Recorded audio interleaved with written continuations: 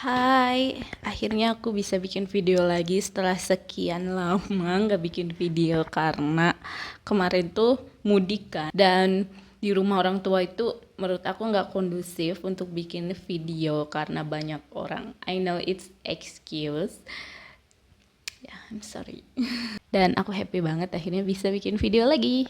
Video kali ini akan membahas tentang self love. Dan ini adalah hal-hal yang aku lakukan sebagai bentuk self love. Yang aku notice ketika aku berhasil keluar dari depresi dan ketika aku mengalami berbagai momen tidak mengenakan hidup aku seperti depresi, quarter life crisis. Aku juga pernah waktu itu tuh penyakitan banget ya, kayak aku tuh sampai gak bisa gerak gitu dari tempat tidur karena endometriosis dan kista, PTSD, terus after melahirkan gitu kan. Itu tuh kayak sulit kan, masa-masa yang sulit. Dan menurut aku hal-hal yang aku lakukan ini itu benar-benar membantu aku untuk keluar dari masa-masa itu. Yang pertama, ketika aku berhasil keluar dari depresi yang benar-benar parah sampai setiap hari itu ada keinginan untuk suicide gitu kan. Terus ada keinginan untuk menyakiti diri sendiri. Terus aku juga pernah kayak halusinasi dan lain sebagainya. Dan itu aku notice untuk keluar dari fase itu, yang pertama aku lakukan adalah keluar dari survival mode. Jadi kalau misalkan kita nggak bisa keluar dari survival mode secara fisik ya, secara realita gitu, at least kita keluar dari survival mode psychologically gitu, secara psikologis, secara energi. Jadi dulu tuh kayak aku tuh ketakutan gitu loh, misalkan aku takut aku nggak lulus kuliah, aku takut finansial aku bermasalah gitu, aku takut masa depan aku buruk dan lain sebagainya. Dan itu bener-bener menurut aku salah satu hal yang bikin depresi, khususnya untuk generasi sekarang. Ketika aku berhenti mengkhawatirkan hal-hal tersebut dan menjalani kehidupan sehari-hari semaksimal yang aku bisa gitu kan, dan menyerahkan sisanya ke Tuhan dan percaya aja bahwa Tuhan akan membantu hidup aku, itu tuh bener-bener salah satu yang bisa membuat kita keluar dari depresi menurut aku. Dan dari overthinking berlebihan, kecemasan berlebihan, karena ya kita cuma ngelakuin hal yang kita bisa aja, kita nggak jadi control freak gitu. Sisanya aku percaya Tuhan yang akan bantuin. Yang kedua adalah jangan putus harapan. Kalau kamu gagal di berbagai hal, kamu bisa mengulangnya lagi dan atau mencoba hal baru gitu. Kayak misalnya aku gagal tes PNS berulang kali, gagal masuk kerja, maksudnya cari kerja gitu kan, gagal, terus gagal bisnis dan lain sebagainya. It's okay gitu, kita bisa mengulang lagi, dan kegagalan itu adalah informasi terpenting. Yang ketiga adalah kembali ke fitrah. Jadi dulu itu aku sangat-sangat, kalau kata orang zaman sekarang itu adalah dibilang maskulin energi. Jadi dulu itu aku sangat-sangat maskulin energi. Aku tuh selalu ingin mengontrol apapun yang ada di hidup aku gitu. Dan aku tuh berusaha dengan sangat-sangat keras, effort aku tuh benar-benar keras banget untuk hidup aku sendiri, dan aku burn out. Dan ketika aku kembali ke fitrah, artinya adalah kembali feminin, tapi kembali feminin itu aku jadi mulai healing gitu loh. Bukan cuma healing emosional, tapi juga fisik, secara fisik. Jadi aku tuh jadi lebih sehat gitu loh secara fisik. Dan aku memang operasi ya, pernah mengalami operasi karena aku, jadi tanda kalau kita itu keluar dari fitrah, misalkan aku perempuan tapi aku maskulin energi, itu ada tanda-tanda kayak penyakit yang berhubungan dengan reproduksi gitu, kayak misalnya aku endometriosis atau kista juga, itu kan ada tanda-tanda penyakit di bagian reproduksi gitu atau di payudara, karena memang kita tuh jadi keluar dari nature-nya kita sebagai perempuan gitu. Makanya si tubuh kita tuh kayak ngasih sinyal kalau kamu tuh udah kelewat batas gitu. Kamu tuh harus inget gitu, kamu tuh perempuan gitu. Makanya si tubuh kita pun kayak ngamuk gitu, kayak memberi sinyal gitu. Nah, ketika aku kembali lagi menjadi feminin, itu aku jadi lebih sehat gitu kan. Walaupun memang aku menjalani operasi, mungkin karena operasi itu juga menyembuhkan aku, tapi menurut aku operasi belum tentu, karena banyak loh kasus endometriosis atau kista yang balik lagi ya kan, karena ya itu tadi mungkin dia belum balik ke feminin gitu, masih maskulin, salah satunya ya selain lifestyle, selain diet dan lain sebagainya. Dan menurut aku kembali ke fitrah, yaitu menjadi feminin karena aku perempuan, itu benar-benar self love terbesar sih. Dan tapi juga menurut aku jangan melupakan si maskulin energi kita gitu. Jadi kita tuh harus kayak oke gitu, 70% feminin, 30% maskulin. Karena ketika kita melupakan si maskulin kita tuh jadi nol prestasi gitu, kayak nggak ada prestasi apa-apa, kayak diem aja gitu.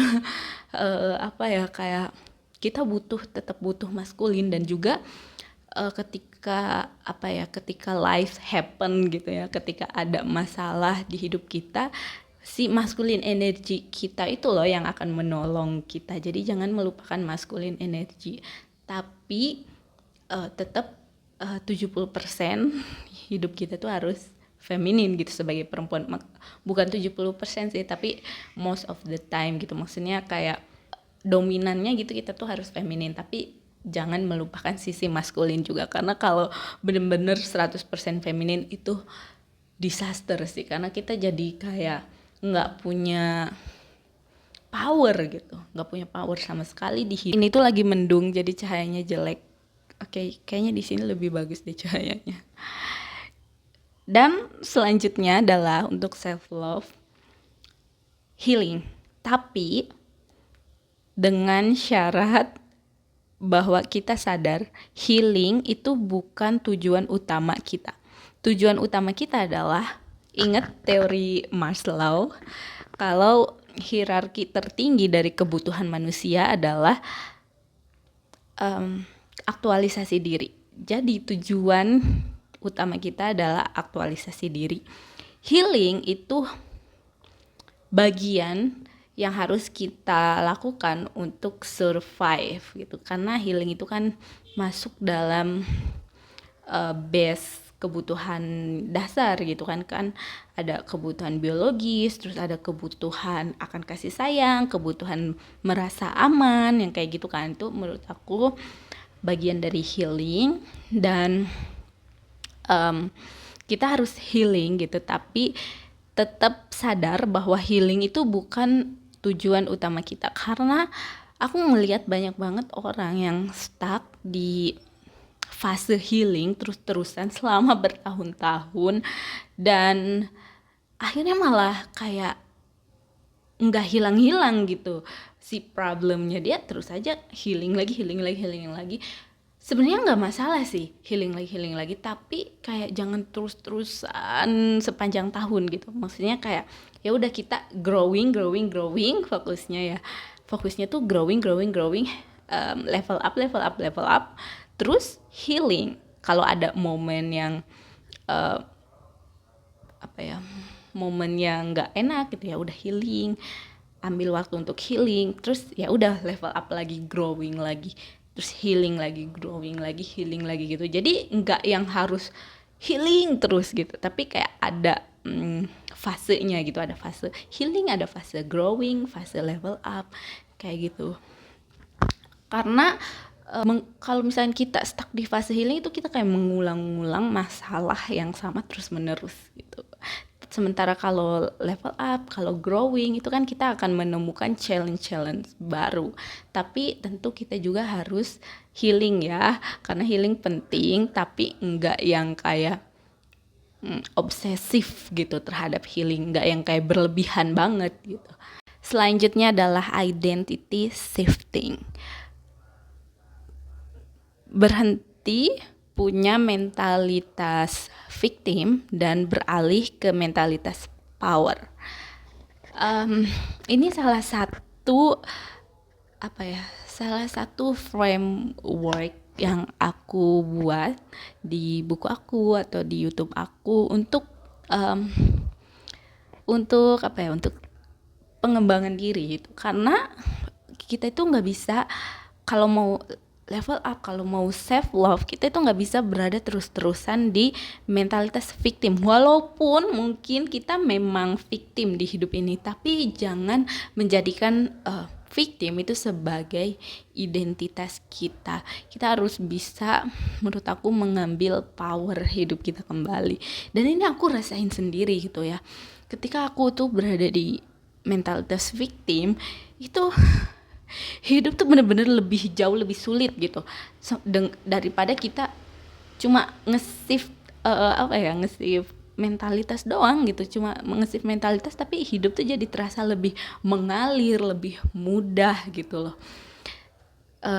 Contoh mentalitas victim tuh kayak misalnya sebagai istri nih ya, aku menyalahkan suami karena suami itu nggak memberikan kasih sayang yang cukup ke aku.